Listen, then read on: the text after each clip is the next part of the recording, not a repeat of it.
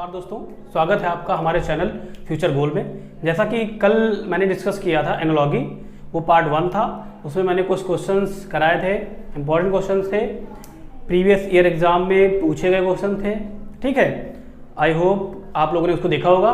आज आगे बढ़ाते हैं, कुछ और इंपॉर्टेंट क्वेश्चन लेके आए हूँ आपके लिए। ठीक है, तो क्वेश्चन देखिए, कराते हैं। क्वेश्चन से ही स्टार्ट करते हैं, क्योंकि कल हमने कॉन्सेप्ट क्लियर किया था, कुछ क्वेश्चन भी कराए थे, तो आप जा सकते हैं, देख सकते हैं। ठीक है, क्वेश्चन काफ़ी अच्छे थे। अभी देखिए, पहला क्वेश्चन देखिए क्या है, दिया हुआ है गणित, संख्याएं और इतिहास। मतलब हमने क्या बताया था एनालॉजी में कि एक विशिष्ट संबंध होता है। ठीक है, मतलब जैसे जो संबंध इनके उनके बीच में है, सेम वही संबंध हमको आगे निकालना होता है। या फिर पहले दूसरे के संबंध होगा तो हमको तीसरा चौथा निकालना होता है, या फिर हमारा पहले और तीसरे का संबंध होता है तो दूसरे से संबंध निकाल के हमको वही चौथा निकालना होता है। ठीक है, देखिए इसमें क्या हुआ है, गणित जो है संख्याओं, मतलब संख्याओं का वर्णन होता है गणित में। ठीक है, जो संख्याएं हमारी होती हैं उन्हीं का वर्णन तो होता है गणित में।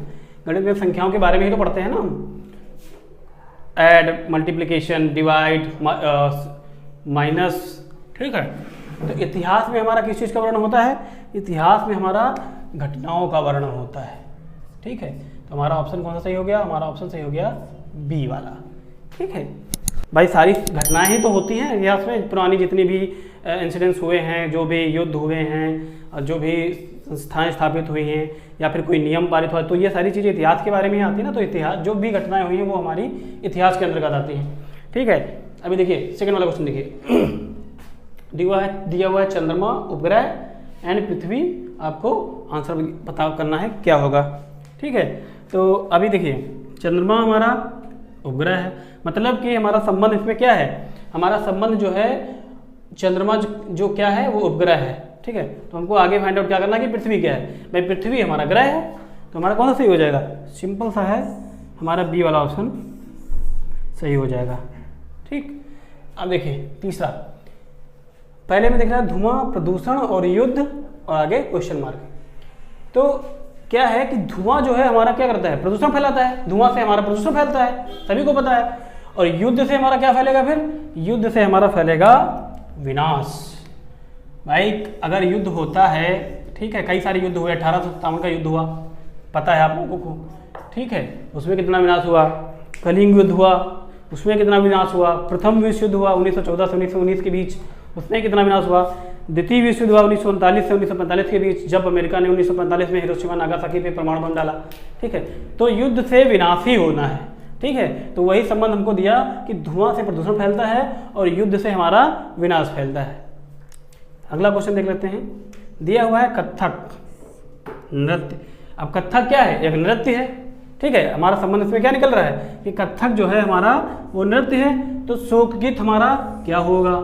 ठीक है, वही संबंधों को निकालना होगा। तो शोक गीत जो होता है वो एक कविता का पार्ट होता है। ठीक है, क्योंकि वो ना तो गद्य होता है, ना तो तुकबंदी होती है, ना ही कोई विषय है शोक गीत। ठीक, शोक गीत जो हमारा होता है वो कविता का पार्ट होता है, यानी कि हम लोग कह सकते हैं कि शोक गीत कविता। तो हमारा ये आंसर सही हो गया। चलिए नेक्स्ट क्वेश्चन और कराते हैं। क्वेश्चन देखते हैं, कुछ इंपॉर्टेंट क्वेश्चन और हैं जो कराते हैं अभी। देखिए पहला क्या दिया हुआ है, पहला दिया हमारा रविंद्रनाथ, गीतांजलि, मैक्सिमम गोर्की। ठीक है, अब इसमें क्या दिया हुआ है ये देखिए, अब इसमें दिया हुआ है जो हमारी गीतांजलि है वो एक पुस्तक का नाम है, और वो लिखा किसने था, रविंद्रनाथ ने। तो यही सेम हमारा संबंध जो स्थापित होगा वो इसमें होगा। मतलब कि मैक्सिमम गोर्की जो हैं उन्होंने कौन सी पुस्तक लिखी, वो हमको ऑप्शन से चूज करना है। जिस प्रकार रविंद्रनाथ टैगोर जी ने गीतांजलि लिखी है, उसी प्रकार मैक्सिमम गोर्की ने कौन सी पुस्तक लिखी है। अभी देखिए इसमें ऑप्शन दिया हुआ है मिडनाइट चिल्ड्रन, मदर, परिणीता और क्राइम। तो हमारी मैक्सिमम गोर्की जी ने जो लिखा हुआ है वो लिखी है पुस्तक मदर। ठीक है, तो हमारा ऑप्शन कौन सा सही हो जाएगा, बी वाला सही हो जाएगा। ठीक है, देखिए सेकेंड वाला, देखिए सेकेंड वाला दिया है कुर्सी, लकड़ी। मतलब कि इसमें संबंध क्या दिख रहा है आपको, देखिए साफ साफ दिख रहा है कि लकड़ी से हमारी कुर्सी बनती है। ठीक है, तो आगे जो हमारे ऑप्शन दिए हुए हैं, ठीक है, उसमें से हमको ऐसा कोई छांटना है जिससे बाद वाले से पहले वाला हमारा बनता हो। देखिए पुस्तक जो है मुद्रण, मुद्रण मतलब छापना होता है, ना कि कोई जैसे लकड़ी से कुर्सी बनती वो। सेकेंड वन क्या है, दर्पण। दर्पण किससे, कांच से बनता है, ठीक है। तो यही हमारी सही होगी, क्योंकि थाली है वो उसमें भोजन करते हैं, थाली हमारी बनी किसकी होती है, स्टील से। तो हमारा सही कौन सा हो गया, हमारा बी वाला सही हो गया, मतलब जो दर्पण है वो हमारा कांच से बनता है, ठीक है। तीसरा क्वेश्चन देखिए, दिया हुआ है मोर, भारत, रीछ और आगे ऑप्शन हमारा दिया हुआ है। तो इसमें देखिए क्या होगा, इसमें दिया हुआ है मोर, भारत। मोर क्या है, राष्ट्रीय पक्षी है भारत का, ठीक है। तो आप देखिए रीछ पशु है, ठीक है, लेकिन एक कॉमन चीज जुड़ी है, कौन सी, विशिष्ट संबंध कौन सा जुड़ा हुआ है, राष्ट्रीय का। मतलब जो मोर है हमारा, मोर हमारा क्या है, राष्ट्रीय पक्षी है, मतलब राष्ट्रीय पक्षी है, इस तरह वो भारत से संबंधित है, ठीक है। तो इसी प्रकार रीछ जो है वो कहीं ना कहीं का राष्ट्रीय पशु होगा, उस बिहार पे वो संबंधित होगा। तो किसका होगा, अमेरिका का तो है नहीं, श्रीलंका का भी नहीं है, पाकिस्तान का भी नहीं है, किसका है, रूस का है। रीछ जो है हमारा संबंधित है किससे, रूस से संबंधित। तो हमारा ऑप्शन कौन सा सही हो जाएगा, सी वाला। अगला क्वेश्चन देखते हैं, पैमाना क्या होता है, हमारा लंबाई नापते हैं, ठीक। और उसी प्रकार से सिस्मोग्राफ क्या नापता है, भूकंप नापता है। हो गया। सिर्फ आपको इतना ध्यान देना है कि हमारे जो संबंध हैं पहले वाले, ठीक है, उनका रिलेशन दूसरे में क्या होगा। चलिए नेक्स्ट क्वेश्चन, चलिए स्टार्ट करते हैं, क्वेश्चन देखते हैं क्या है। पहला क्वेश्चन है, सत्यजीत रे फिल्म और पिकासो। अब देखिए इनका इससे क्या संबंध है। सत्यजीत रे जो थे हमारे वो फिल्म निर्देशक थे, ठीक है। तो पिकासो हमारे क्या थे, पिकासो हमारे थे चित्रकार, यानी उनका संबंध हमारा किससे हो गया, उनका संबंध हमारा हो गया चित्रकला से। हमारा ऑप्शन कौन सा सही हो गया, हमारा ऑप्शन सही हो गया सी नंबर। आप देखिए एनालॉजी क्वेश्चन तभी आप सॉल्व कर पाएंगे जब आपको विलोम, पर्यायवाची, राजधानी, मुद्राएं, ठीक है, और कौन किसकी रचना थी या कौन किस व्यवसाय से जुड़ा था, ठीक है, ये सारी चीज़ें आपको पता होंगी। क्योंकि एक या दो क्वेश्चन उठाए जाते हैं, पूछे जाते हैं, और उसमें अगर मान लीजिए कहीं की राजधानी या मुद्रा ही पूछती है, अगर आपको पता ही नहीं है तो आप आइडेंटिफाई नहीं कर पाओगे कि पर्टिकुलर क्वेश्चन का उससे आंसर से क्या संबंध है, ठीक है। तो ये जरूरी है कि आपको सारी चीज़ें आनी चाहिए। अभी देखिए, आप देखिए यहाँ पे रचना मतलब वो दे दिया कि व्यवसाय क्या संबंध है किसी का, ठीक है।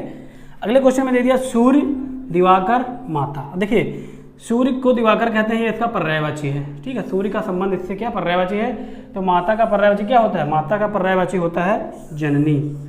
मतलब आपको पर्यायवाची भी आने चाहिए, विलोम भी आने चाहिए, और जितनी भी चीज़ें मुद्रा, राजधानी, ये भी आनी चाहिए, तभी आप एनालॉजी सॉल्व कर पाएंगे। अगला देखिए, अगले क्वेश्चन में क्या दिया, फ्रांस, पेरिस, यानी फ्रांस जो देश है उसकी राजधानी क्या है, पेरिस है। तो ऑस्ट्रेलिया की राजधानी क्या है, ऑस्ट्रेलिया की राजधानी हमारी कैनबरा है। ऑप्शन ऐसे ही दिए रहेंगे कि आप कंफ्यूज हो जाएंगे। देखिए इसमें सिडनी दिया, मेलबर्न दिया, पर्थ दिया, कैनबरा, मतलब जितनी भी सिटी हैं, फेमस सिटी है ऑस्ट्रेलिया की, सारे दे दिए। अगर आपको क्लियरली एकदम नहीं पता होगा कि ऑस्ट्रेलिया की राजधानी कैनबरा है तो आप गलत करके आ जाओगे, या तो सिडनी लगा के आ जाओगे या फिर मेलबर्न लगा के आ जाओगे, ठीक है। नेक्स्ट क्वेश्चन देख लेते हैं क्या है। दिया हुआ है श्रीलंका, रुपया। अब देखिए श्रीलंका दिया हुआ है, श्रीलंका की जो मुद्रा है वो क्या है, रुपया है, ठीक है। तो इसी प्रकार कुवैत का संबंध हमारा क्या होगा, कुवैत की हमको मुद्रा बतानी होगी, तो कुवैत की मुद्रा हमारी क्या है, कुवैती दिनार। ये तो आसान क्वेश्चन है, कुवैती दिनार लिखा हुआ है तो आसानी से आदमी लगा देगा, ठीक है। और सबसे महंगी मुद्रा कुवैती दिनार है अपने यहाँ भारत में, ठीक है। करीब एक कुवैती दिनार बराबर 234 रुपये है, ठीक है, 234 या 242 रुपये, ठीक है। अगला क्वेश्चन देखिए क्या दिया हुआ, दिया हुआ 64, 81, 80 क्वेश्चन मार्क हमको निकालना है। अभी देखिए मैंने पहले ही बता रखा है वीडियो में कि जरूरी नहीं कि इसका संबंध हमारा इससे हो, इसका संबंध हमारा इससे भी हो सकता है और इसका हमारा इससे भी होता है, वैसे भी हम निकालते हैं, ठीक है। तो हमारा देखिए यहाँ 64 है, यहाँ 81 है, यहाँ 8 दिया हुआ है, और 8 का स्क्वायर हमारा होता है क्या, 64। मतलब हमारा जो संबंध निकल के आ रहा है यहाँ से, इससे निकल के आ रहा कि 64 जो है वो क्या है, 8 का हमारा परफेक्ट स्क्वायर है। मतलब 64 परफेक्ट स्क्वायर है और 8 का स्क्वायर हमारा 64 होता है। तो इसी तरह से हमारा अगला जो संबंध आएगा 81 लिखा है, तो 81 जो है हमारा यहाँ से संबंधित होगा। तो जाहिर सी बात है 81 भी हमारा परफेक्ट स्क्वायर है, तो ये किसका स्क्वायर है, ये 9 का स्क्वायर है। तो हमारा आंसर कौन सा सही हो जाएगा, हमारा आंसर सही हो जाएगा 9 वाला। मतलब 9 का जो स्क्वायर होगा वो क्या होगा, 81 होगा, ठीक है।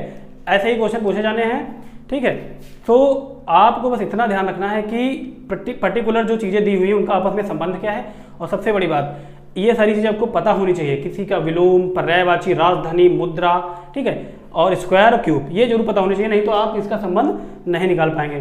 वीडियो अच्छा लगा हो तो प्लीज़ सब्सक्राइब करिए, लाइक करिए और कमेंट करिए। Thank you.